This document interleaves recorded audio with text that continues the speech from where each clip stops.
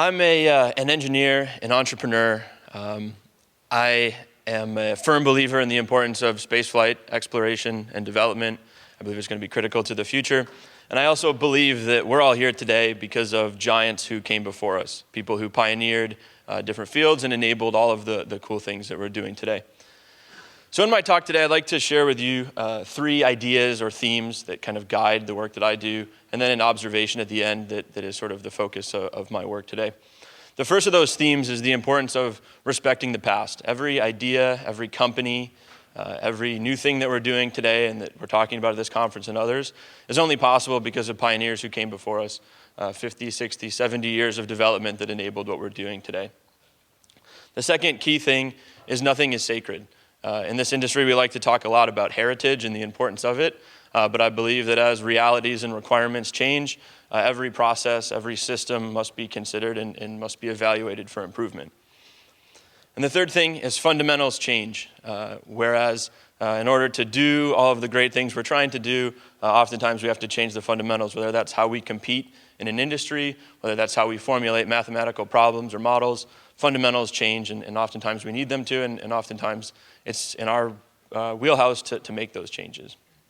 And so I'd like to talk through these 3 themes, these 3 ideas, through a couple personal stories, and then I'll make an observation of where I think the industry is going. The first story I'd like to share with you takes place just up the road. Several years ago, I was working at NASA's Goddard Space Flight Center. I was very excited at the time. I was working on a mission to take 2 spacecraft that were in Earth orbit. It was a secondary mission. We're going to send those spacecraft to the moon.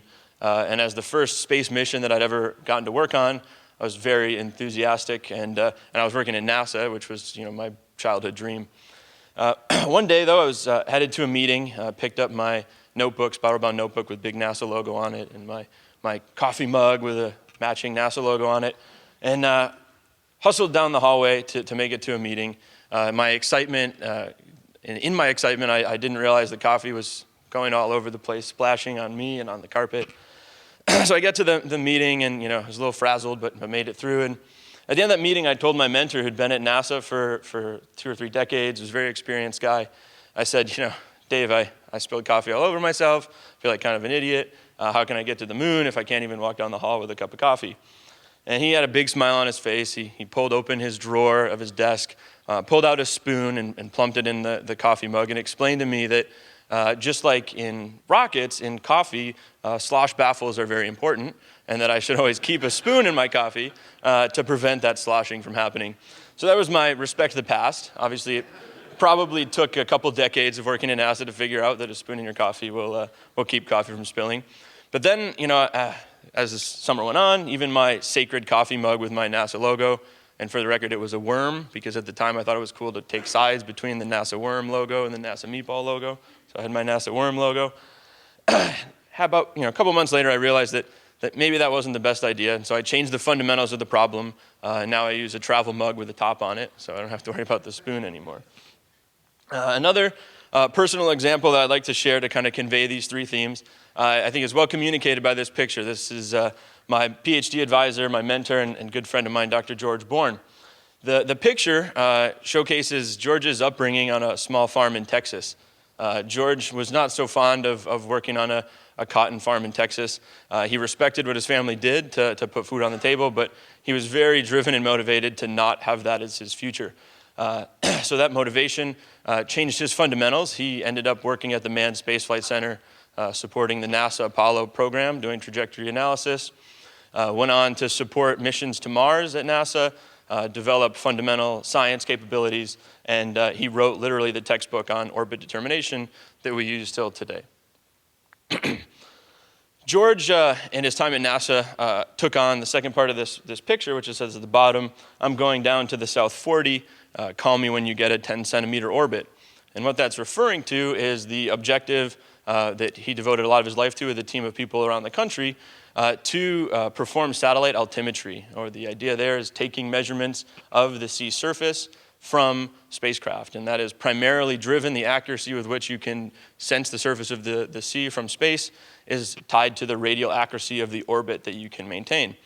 Well, at the time that George wanted to do this science, spacecraft were known, if you were lucky, to tens of meters, right? So tens of meters of air on a satellite altimetry mission kind of makes it not worth doing. So 10 centimeters was the science requirement. At the time, that was considered to be completely ridiculous. There's no way you're going to go from tens of meters to 10 centimeters. Obviously, spaceflight at the time was novel. We were doing observation from space. That was critical. Had to respect the innovation and the people that got us there. But by looking at every system and every capability and every assumption, the team that George worked with was able to get 10 centimeter orbits. In fact, now we're down in the single digit centimeters for some of these accuracies in the radial direction. It was fundamentally enabled a whole new field of science by challenging the status quo at the time, which was how do you do orbit determination. George worked really hard. He challenged everything. And this is one of the biggest lessons I learned from George was he had pioneered a lot of the math that we use to do orbit determination. But when we were trying to find new ways of doing things, he was the first one to volunteer his own work to be thrown out and consider new ways of approaching things. So George obviously is a huge giant, and unfortunately a few weeks ago, George passed away, so he's no longer with us. But I wanted to share his story because I think that really encompasses the fact that respecting the past is critical, but you have to be able to evaluate your own work and other people's work to make things better. Now, to kind of zoom out from these personal stories, I'd like to kind of explore these three themes in the context of the industry that we're in the spaceflight industry. Obviously, governments and NASA and other folks around the world have pioneered incredible technical achievements. But one fundamental change that happened in the last couple decades, which has really enabled the event that we're at here and the booming industry that we're at, was led by a company called Pan Am Sat. And the company led by Spot the Dog and his, I think, very accurate tagline at the bottom, pushed for commercial competition in communication satellites. This fundamentally changed the equation for how competition, how satellites are done, how satellite communications are done, and has really led to a boom in, and here are just some headlines I pulled, in satellite communications and in small sat applications and satellite applications. While some people might think that this represents a potential overcapacity, I believe that these new companies all around the world trying new things and delivering new services really represents an ability for us as an industry to identify new ways of adding value to the globe. In similar ways that we've seen commercial activities and private-public partnerships with satellites change things, we've also seen that in launch. And so commercial companies and government entities around the globe are working together to drive entirely new capabilities for getting to space. And I think there's an interesting thing that's happening, we're seeing it right now, and that is the convergence of the accessibility of satellite manufacturing, of spacecraft vehicles, combined with access to space, which is enabling a whole new cadre of space applications and companies where people are working to send humans and cargo to low Earth orbit. Countries and companies are working to send spacecraft to the moon, to Mars, to asteroids. And that's all enabled, I believe, by the fundamental changes that have made space access and space hardware into commodities that are actually approachable for new entrants. But one of the observations that I've arrived at from looking at this and preparing this talk is that the fundamental change that I'm talking about has to include the entire value chain. This can't just be fundamental innovation in launch or fundamental innovation in satellite manufacturing. It has to be everywhere. And what I believe an area that is an opportunity, a problem in that area, is the fundamental change related to the dynamics, estimation, and control of spacecraft, or the math that we use to model and understand how space vehicles interact. Not only is our challenge today to have accurate orbits like George Bourne did, trying to get to 10 centimeters, but now we have to ask ourselves, how do we get multiple spacecraft operating in close proximity to one another in orbit?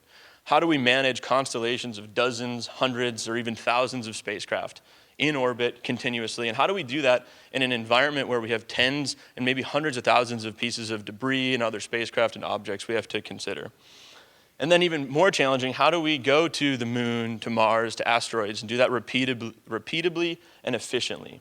And that's where my academic and professional work has been focused, is how do we change the fundamentals of the dynamics, estimation, and control of spacecraft to enable a lot of these new applications that are being worked on.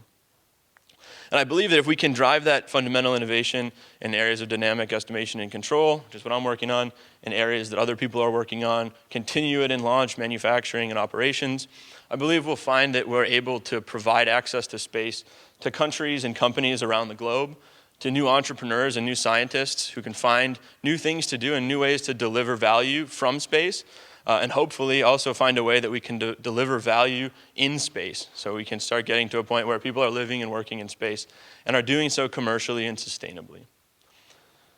So in conclusion, just to kind of reiterate, I believe that we're at the cusp and we're in a great era now of development in space, and I think that these three themes are what drive me and motivate me, are to respect the past, because none of us are here without what came before us, to identify that nothing is sacred and evaluate every system and opportunity for improvement, and to understand that fundamentals change, and in fact sometimes fundamentals have to change, and in a lot of cases it's our job to change those fundamentals. So with that, I leave you, and thank you very much.